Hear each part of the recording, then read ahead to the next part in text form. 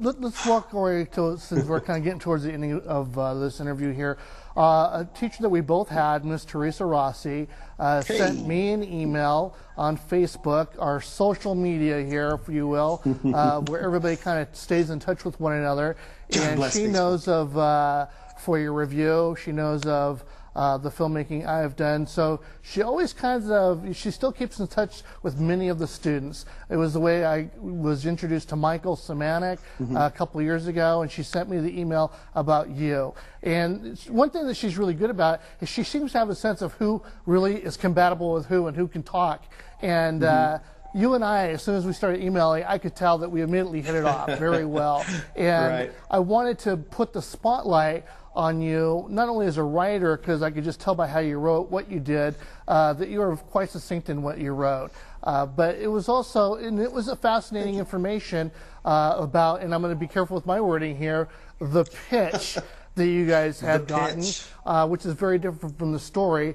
But you guys now have a contract with Paramount. I know there's certain things we can say and certain things we can't say because of the security elements associated with it, that some things haven't been quote-unquote broadcasted yet. There's a formality to these things and how they like to do it. So there are certain things that you don't have the freedom to really talk about. But from the point that you are able to talk about, what can you share with us about this latest contract? Okay. Well, we just signed him last week. And it's amazing because we sold the pitch at the end of January.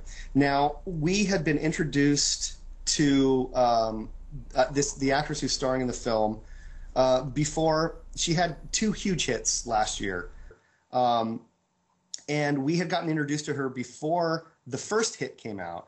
And she was looking for a project. And one of the executives at Paramount said, hey, there's some things we want to see you do in a film, and if you can bring us a script, we'd love to work with you. So we were fortunate enough to meet her at this point. And can you say a movie that she's been in? What's that? Can you mention a movie that she's been in? Avatar. Okay, go ahead. Yeah. And so she brought this concept to us. We had thrown a couple of ideas her way. And a couple of them just very, very embarrassing. But to her credit, she stuck with us because we had a sort of an intriguing concept of what we wanted to do with her in this character and in relation to the guidelines that this Paramount exec had set. So she mentioned this one concept to us, and immediately, for my writing partner and I, this was something we've been wanting to explore for years. And so we just said to her, what do you want to know? And so we started developing this pitch, this idea, the story idea, basically a treatment of how the story would play out. And we've sort of poured through the genre. And when I say genre, I'm talking about sort of action adventure. And we wanted to find a new way of telling this story. And we found it. And it was right after the film had been released in December. We went into Paramount and rather than writing the script, we thought, we'll tell them the idea, see if we can get money for development. And we pitched the idea. And he bought it right there in the room. He said, who's your agent?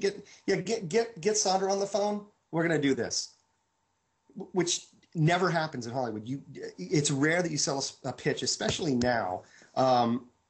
It was kind of a big deal for us, and because it kind of validated like our instincts were correct. We hadn't written the script, but our storytelling ability was key in getting this thing sold. So basically they're buying your idea that you have here of the story, otherwise known as the pitch. So now we still have to get together and put this into some writing form of dialogue, scenery, basically a script.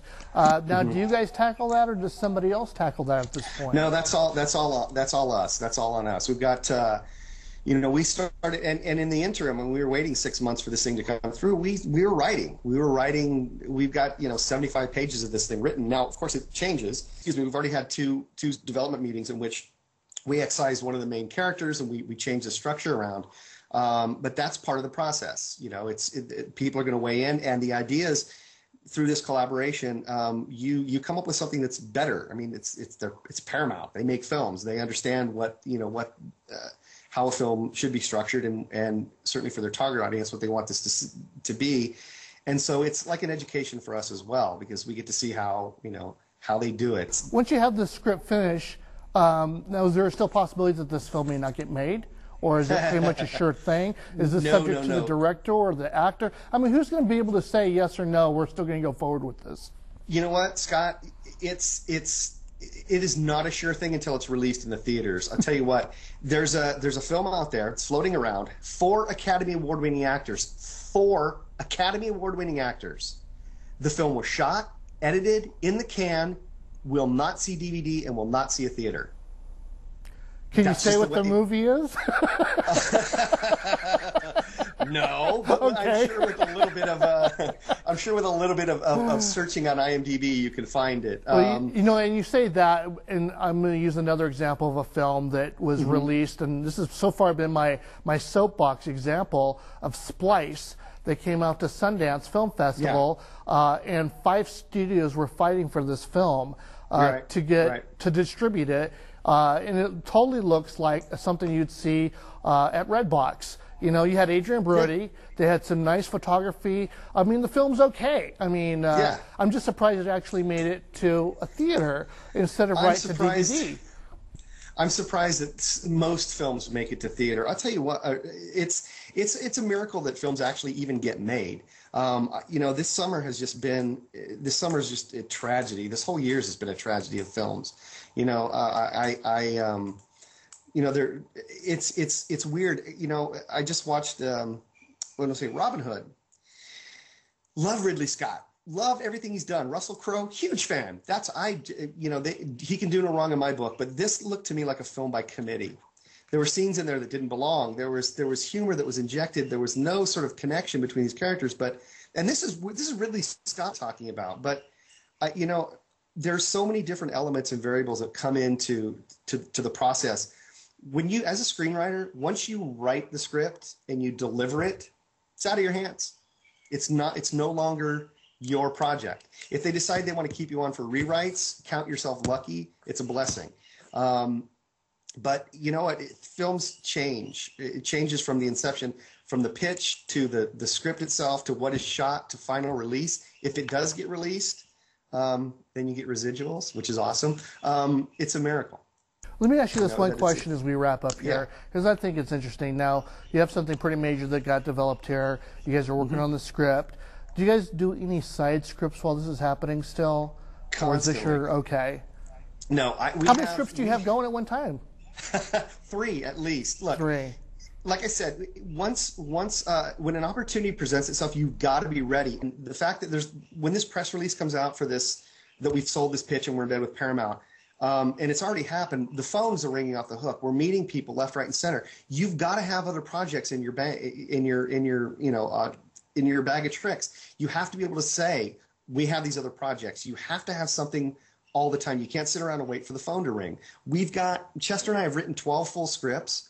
And some of the original ones that we work with now, we're meeting people that can help us realize those. And so somebody says, what else have you got? We've got a whole bag of scripts that we can start pulling out. And you also have to have new, fresh ideas, whether it's in a treatment form or an idea form. You have to be able to pitch those ideas and say, look, okay, here's blah. And because this is a town of star effers, as it were, you get in a catch-22 as a new screenwriter because people won't take a chance on you because you haven't opened anything. You haven't sold a script. You haven't been working for a studio. But once that happens, then people go, wait, who are these? Who's this Chester and Dean guy? What are they? Can we get them in here? And chances are we've probably met them already, but now the fact that we've sold something, that makes us a viable option. And so now they want to see what you have. Dean, I want to thank you for coming on here. Be sure to stay in touch with me because I definitely want to follow through and see what becomes of this movie that may or may not ever hit a theater. And we're going to see. It will, damn it, it will. We're going to see how far this rock gets thrown, so to speak, with the people who get attached to it. So we'll stay in touch and we'll follow it. And then when you come back, you'll be able to give out the explosions of the things that you weren't able to say right now that were involved with it. So we'll stay in touch. And we'll say goodbye for now. And I just want to let you know that I'm Scott Birmingham, and this is for your review. And this is, again, our special one-on-one with Dean McCreary. Thank you. We'll catch you next time.